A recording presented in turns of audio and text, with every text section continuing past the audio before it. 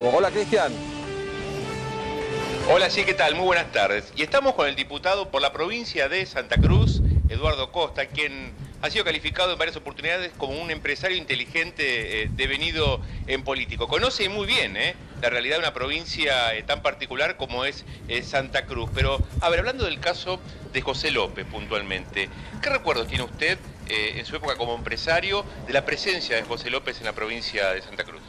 José López es una persona que llega a Santa Cruz allá en 1985 y forma parte del primer gobierno de Néstor Kirchner, fue su secretario de Obras Públicas en la Municipalidad de Río Gallegos y de ahí, bueno, él continuó durante todo este tiempo, ¿no? Fue el secretario de Obras Públicas, manejó todo el plan de viviendas durante la gobernación de Néstor Kirchner en Santa Cruz desde el 91 al 2003 y después fue el secretario de Vivienda el secretario de Obras Públicas del Gobierno Nacional. ¿Y usted como empresario en todo ese tiempo, en toda esa época, padeció alguna circunstancia que tuvo que lamentar frente a esta situación política con el gobierno de Néstor y de Cristina Kirchner y con López como secretario de Obras Públicas? Usted me dice si él nos cobró coima. ¿Esto me está preguntando? ¿Le pidió coima? No, porque nosotros nos dedicamos a la construcción, pero sí conozco a muchos colegas que sí que le pedían comisiones para poder participar dentro del plan de obra pública, ¿sí? Lo está escuchando el diputado. Bueno, Eduardo, Paulo Vilouta y todo el equipo acá. ¿Cómo anda? Buenas tardes. Buenas tardes, ¿cómo les va? Bien, ustedes lo conocen porque este hombre, 20 y pico de años, ¿no? Con los Kirchner, la provincia, después acá 2 en La Nación, así que para muchos un desconocido. Totalmente. No puede decir la presidenta no puede decir, la expresidenta no puede decir de que no lo conocía, de que no sabía lo que hacían, ya estas cosas las hacía desde el año 1987. Ajá, 1987. No puede decir que no la conoce. ¿Y cómo es este José López? Porque muchos dicen que es un hombre sumiso, que tal vez hizo algo a su favor desde el punto de vista económico, después del show que hizo ahí revoleando dinero, pero que tal vez era un tipo muy atento como para hacer negocios, corrupción a favor de los demás. ¿Usted lo conoce? ¿Cómo era? No, yo no lo conozco más de esto, de haber estado en Santa Cruz durante tantos años, pero no lo conozco, ni sé cómo era su personalidad, ni me interesaba tampoco conocerlo a López, ¿no? Arriba de López, no. Arriba de López, ¿cuántas personas hay, Eduardo? En la responsabilidad. A ver, yo creo que la pregunta, a veces el ciudadano te pregunta, decime una cosa, López, esa plata, sí, ¿era de López? Esa plata era de López, y te digo una cosa, esa plata es poca, claro, teniendo en cuenta que ellos manejaron en la Argentina, en los últimos 12 años manejaron 200.000 millones de dólares de obra pública. Y si vos escuchás las declaraciones de Chediak, Chediak es el presidente de la Cámara de Constructores de la República Argentina. Si vos además escuchás a Méndez, el presidente de la Unión Industrial, dice que siempre estaban acostumbrados a pagar el 15%, que esa era la norma. Arrepentido. Que si vos no pagás el 15%, exactamente, si vos no pagás el 15%, no trabajabas. Entonces estamos hablando de fortunas que han cobrado de coimas. Y esto queda manifestado además, en las ¿sabe cuántas denuncias tiene Julio Devido? ¿Cuántas? De las cuales está imputado, procesado, 135 denuncias penales, ¿sí?, criminales en Comodoro Pi. 135 denuncias. Entonces no pueden decir que es una casualidad. Y esto es una organización, lo organizó Néstor Kirchner, lo continuó Cristina Kirchner, junto con Máximo y Alicia Kirchner, y Devido era uno de los grandes instrumentadores. Y abajo de Devido lo tenía Jaime, preso, a López, preso, Uberti, casi preso.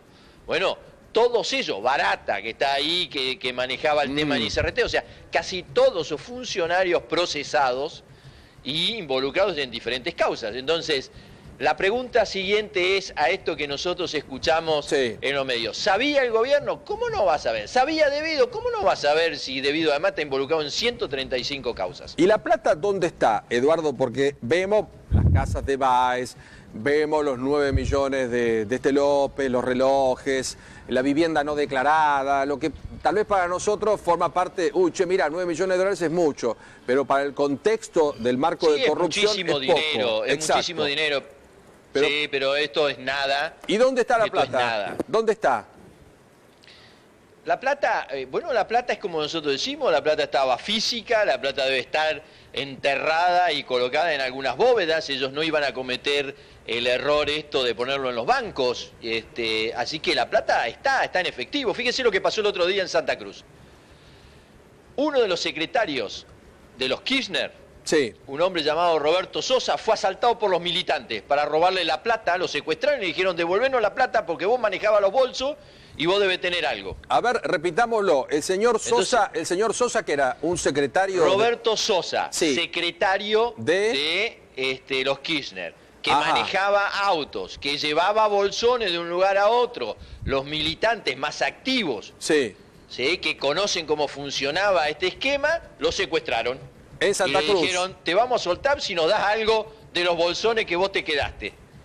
Bueno, eso fue el caso en Santa Cruz. Ajá. Mire, recién nosotros estamos preparando un tema sobre debido. Mire, todas estas son las causas en Comodoro Pi. Sí. Todas estas son causas, carátulas de debido en Comodoro Pi. Mire, todas estas hay denuncias de enriquecimiento. Mire, son 1, 2, 3, 4, 5, 6, 7, 8, 9, 10 hojas con todas las causas que hay de Julio Devido. De Julio Devido, donde hay a prima facie indicios de que se ha apropiado de los recursos de todos los argentinos en 130 causas. 130 causas en total. Ayer, y ya lo dejo con todos mis compañeros también. Esto en Comodoro Pi, ¿no es cierto? Esto es solo Comodoro Pi. Ayer el parlamentario, ahora Rossi, exministro, dijo que su mujer, Mariana Zubik, por si alguno no lo sabe, Elisa Carrió, también lo mencionó usted en algún momento por alguna actividad privada, forman parte de una organización para castigarlos, para perseguirlos, para generar toda esta situación que todos son corruptos y que todos le han robado al Estado. ¿Lo escuchó? No lo escuché a Rossi, nosotros estábamos ayer acá trabajando en el Congreso, pero lo he leído en los diarios, no lo escuché ayer, pero lo he leído en los diarios. Yo creo que lo que nosotros tenemos que hacer, y me parece que esta es la demanda de la sociedad, de que quienes nos han robado a los argentinos vayan presos, que no haya impunidad y que devuelvan el dinero que es de todos los argentinos. Esta es la demanda, y la política tiene que estar acorde a las demandas de la sociedad, porque en definitiva nosotros que representamos al pueblo argentino, representamos al pueblo santacruceño y tenemos que estar atentos a esta demanda. Y además, como dice la Constitución, tomar los dineros que son del pueblo argentino es un acto de traición a la patria. Pero no todos los podemos encerrar bajo el mismo paraguas, porque en un gobierno donde ha pasado tanta gente, habrá gente honesta o habrá gente que tal vez no sabía. Por supuesto. No, pero acá yo estoy totalmente de acuerdo con usted, totalmente de acuerdo con usted. Yo estoy hablando acá de esta persona donde nosotros tiene 132 causas. Sí. Donde vos aportás las denuncias, ¿no? No estamos diciendo todo, no, para nada. Mire, en este caminar en la política desde Santa Cruz y acá en el Congreso Nacional, yo le puedo decir que hay muchísimos concejales de todos los partidos políticos, hay muchísimos intendentes de todos los partidos políticos, gobernadores, diputados provinciales, nacionales, senadores nacionales, que la verdad es que son gente comprometida, que quiere el país, que por ahí tenemos visiones diferentes sobre qué cosas hay que hacer, pero hay muchísima gente buena en la Argentina, muchísima gente que trabaja cotidianamente para estar al lado de aquellos sectores sociales más desfavorecidos y tratar de ayudar, gente que trabaja para mejorar la educación, las políticas de primera infancia. O sea, hay muchísimos argentinos trabajando, sí, con honestidad, para tratar lógico, comprometida y todo eso, y de todos los partidos políticos. Recién decía Pinedo que cuando un gobierno es tan personalista como el que se fue, las decisiones pasan por poca gente. Y por supuesto después las responsabilidades, ¿no? Porque si yo decido todo, después tengo que ser responsable de todo. Para usted, ¿Cómo estaba formada esa mesa chica donde se tomaban decisiones y donde golpea hoy la corrupción? ¿Le podemos poner nombres a esta gente de acuerdo a su criterio? Sí, claro. A ver, esa mesa estaba integrada por Néstor Kirchner al principio, Sí. Cristina Kirchner, Zanini y Máximo Kirchner después. Nada más, se cierra ahí con 4. Se cierra con 4 y después yo supongo que cuando ya empieza a tocar temas muchos más, o se empieza a discutir temas más importantes, empiezan a aparecer los ministros en cada uno de los sectores. ¿Y por qué involucra al hijo? Porque después de que fallece el padre, el hijo empieza a tomar una actividad mucho más importante en el proceso de construcción de poder, de haber sido por ahí para hacer sostenimiento emocional de la madre y a participar. Y además fue uno de los fundadores de la Cámpora, ¿no? Diputado, buenas tardes. Lo saluda Luciana Arias. ¿Cómo le va? Quería consultarle por algo que mañana va a tener lugar en el recinto, que va a ser el comienzo del tratamiento por la ley del arrepentido en casos de corrupción. ¿Imagina a López o a Báez sometiéndose, acogiéndose, si efectivamente sale la ley, a esta figura? Yo no creo que todavía ellos se vayan a arrepentir. Yo creo que ellos todavía albergan la esperanza de poder salir. Fíjese que ellos han estado durante mucho tiempo con la impunidad que les dio el poder y por lo tanto creen que esto va a continuar. Yo no creo que vayamos a tener arrepentidos, es mi apreciación, ¿no? No creo que tengamos arrepentidos a Báez ni a López en el corto plazo. No obviamente vamos ellos, sí. Ellos han tenido un alto grado de impunidad avalado por el poder en los últimos años y es natural que crea que esto va a continuar, ¿no? Pero teniendo en cuenta que la situación ha cambiado, que evidentemente hay otra forma de proceder de la justicia. Por ejemplo, yo creo que ellos todavía esperan de que pronto van a salir. Ajá.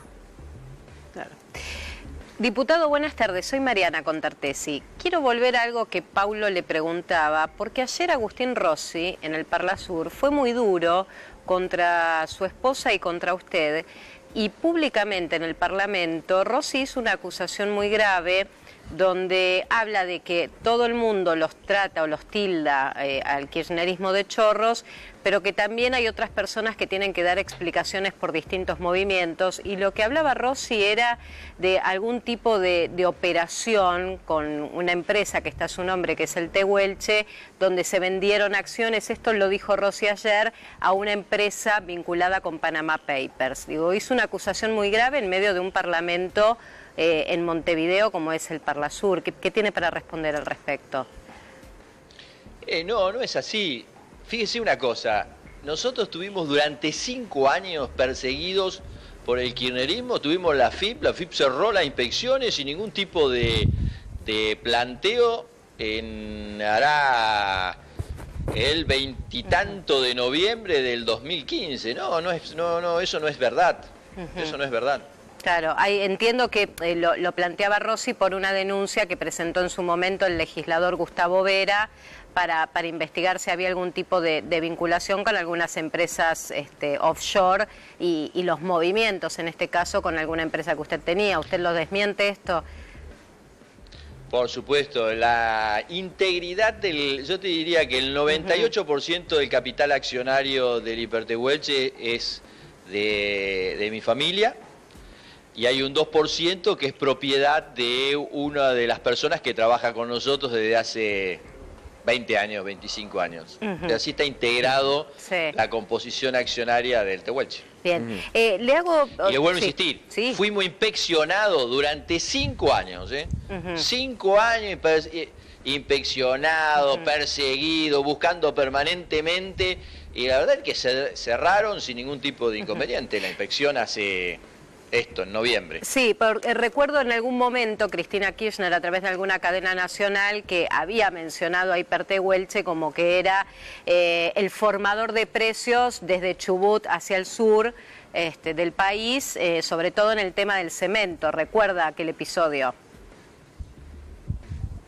Una vergüenza fue eso, porque si hay alguien que fija el precio del cemento en la Argentina son las empresas de cemento, son los fabricantes de cemento, que son 5 nada más. Imagina que vendedores de cemento debe haber 7.000 en la Argentina, y los que fijan el precio del cemento son justamente las dueñas de las cementeras. También la presidenta me denunció por el asesinato de Ángeles Rawson. En este mecanismo de ensuciar a quienes piensan diferente, utilizaban cualquier artilugio. Yo tuve que ir a declarar por el asesinato de Ángeles Rawson cuando estábamos justamente, y cada vez que estábamos en campaña nos tocaba ese tipo de acción. Forma parte de la metodología que ellos utilizaban, ¿no? Eduardo, aparece el nombre de Alicia Kirchner en ese monasterio, convento, que ya no tenemos muy claro ni siquiera qué es ahí en General Rodríguez. ¿Qué piensa usted de ese lugar? Porque ahora se está investigando, aparecieron unas bóvedas, mucha gente vinculada al poder que iba ahí, algunos dicen que Alicia Kirchner estuvo y que tal vez hasta había generado un vínculo con una de las monjas que hablaba con Cristina Kirchner por teléfono. Puede ser. Lo que yo le digo es que Alicia Kirchner forma parte de este esquema de poder de Cristina Kirchner, Máximo Kirchner, la hija de Alicia Kirchner, sí, que hoy trabaja defendiendo los intereses del pueblo santacruceño en la Fiscalía de Estado, fue y es directora de Indalo Sociedad Anónima. Indalo Sociedad Anónima es la sociedad, sí, es la sociedad que tiene la mayor parte de las empresas de Cristóbal López. Exacto. Esa es la asociación. O sea, ahí está la vinculación, ¿no? La vinculación. Además de ser la directora y la presidenta de Otesur, que es dueña de hoteles, que básicamente el principal cliente de esos hoteles eran Lázaro Báez, Cristóbal López y Aerolíneas Argentinas. Exacto, porque había un vínculo ahí, un contrato con Aerolíneas para que quienes viajaban directamente estuvieran en el hotel de los Kirchner. Ese era el contrato, ¿no? Exactamente. Diputado, volviendo a lo que van a tratar mañana en el recinto, quería preguntarle por detalles respecto de la posibilidad de recuperar ese dinero. Estamos hablando de casi 9 millones de dólares y es un monto realmente, todos lo sabemos, muy importante. Digo, ahora está en manos de la justicia, pero ese dinero concretamente, ¿se puede llegar a recuperar? Bueno, ahí están ahora, estamos trabajando las diferentes comisiones, los diferentes partidos, tratando de definir y hacer algunas modificaciones sobre esta ley de extinción de dominio. Así que se está trabajando, se está escuchando las diferentes opiniones, ya sea del PRO, de la Unión Cívica Radical, sí, del Partido Peronista que lidera Bocio, del Frente Renovador, y todos ellos están tratando de aportar y de enriquecer esta norma, así que seguramente mañana veremos a ver cómo queda redactada esa norma, pero se está avanzando en esto de la extensión de dominio y se está avanzando en el tema de la ley de arrepentido. Eduardo, ¿cómo está el ambiente ahí en el Congreso? Porque vimos a Maurice Clos, a los misioneros, a los diputados de la provincia de Misiones que se abrieron rápidamente después del escándalo de López. ¿Cómo se reformula el Congreso? ¿Cómo lo ve usted? ¿Se van a ir muchos para el lado de Bocio? ¿Habrá más arrepentidos? ¿Hay algunos arrepentidos por momento y después salen otra vez al ataque? ¿Cómo ve eso? Yo lo que veo es que hay una cantidad de dirigentes que conformaban el bloque del Frente para la Victoria.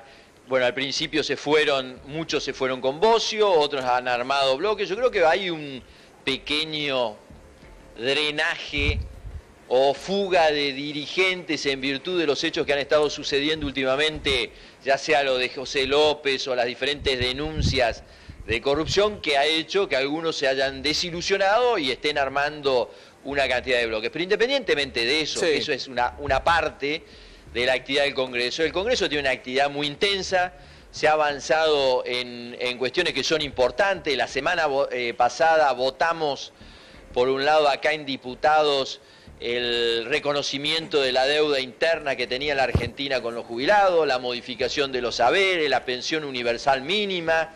Se votó el tema de una moratoria, se votó también la ampliación de la Corte, hoy estamos trabajando en la ley del arrepentido, estamos trabajando en la ley de extinción de dominio, se trabajó en la ley de acceso a la información pública, o sea, independientemente de todo esto que yo sé que a la gente le interesa, también hay un trabajo muy importante y hay un conjunto de leyes que se está avanzando que van a mejorar el funcionamiento del Estado, que van a permitir que haya más transparencia, menos corrupción, como la ley de acceso a la información pública, o un Estado con una mayor sensibilidad social, como fue avanzar o cancelar la deuda interna con los jubilados, o de ir poniendo en marcha poderes que estaban un poco desarticulados, no desarticulados, pero que necesitaban refuerzo, como era el Poder Judicial y la incorporación de 2 miembros al Tribunal Superior, a la Corte Suprema, para que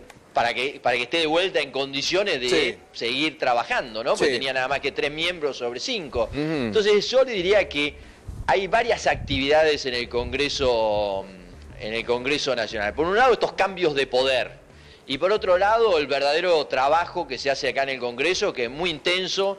Hay muchísimas comisiones donde se está trabajando y donde se trata de mejorar la calidad de vida de los argentinos, o de mejorar el funcionamiento de un poder, o de mejorar el acceso a la información pública, o de ampliar derechos para los ciudadanos. Entonces, la verdad que forma parte, bueno, así es la política, ¿no? Pero hay un trabajo muy intenso de muchísimos legisladores aportando su experiencia, su visión.